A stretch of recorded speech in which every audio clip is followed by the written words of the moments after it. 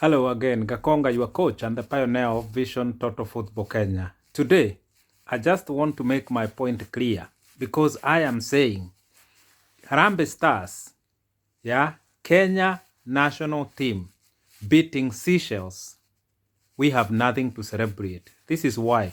Seychelles as a country, the national team of Seychelles is ranked number 195 in FIFA ranking. That is almost the end of ranking.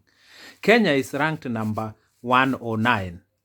And I think we should be doing better than that. But that's a story of another day. Now you hear Ghana has been beaten by Comoros. South Africa has been beaten by Rwanda. These are the kind of news we want to hear about the Kenyan team.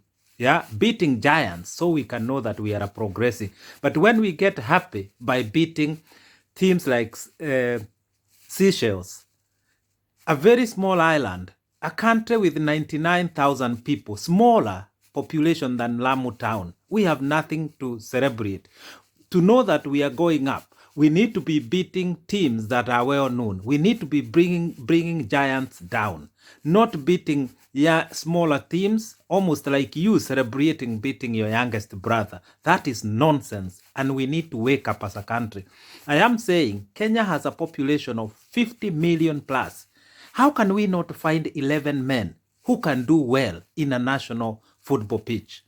This tells you a clear story that as a country, we have failed to nurture our youth teams. As a country, we only have one team, one aging team in the name of Harambee Stars, and we never seem to learn. We never seem to make youth teams all across the country. We should have like a good under 23 right now in the national team, a good under 17, a good under 15, a good under 14. These should be national teams that should be where players should be waiting to get a chance to play for Harambee Stars. And this is reflected in the Kenyan Premier League. The quality is very low. The talent is not there. Talents are sleeping at the grassroots, but we have failed as a country to nurture them and to progress them, to go to the professional football, to the Premier League, to the Super League, to the national team. This has to change, and that must start by changing the management of the federation as FKF. When I say FKF is rotten, I know what I'm talking about, and it is something I have been saying for years. Most of you know the fight I have put, the struggle I have gone through by going through parliament, going through Senate, going through National Assembly, going through the Senate, finding all the way to liberate Kenyan football. I have been to most medias in the country. I have even met with the FKF people who do not want to change. Therefore, the only change can come through struggle and through battles. That is what I'm doing right now. And I keep asking Kenyans to join me in this struggle, because as in matters of football, we are going nowhere. Football economy, football talents, qualifying for any major tournaments, we are going nowhere. We are far away to realize our football dream as a country.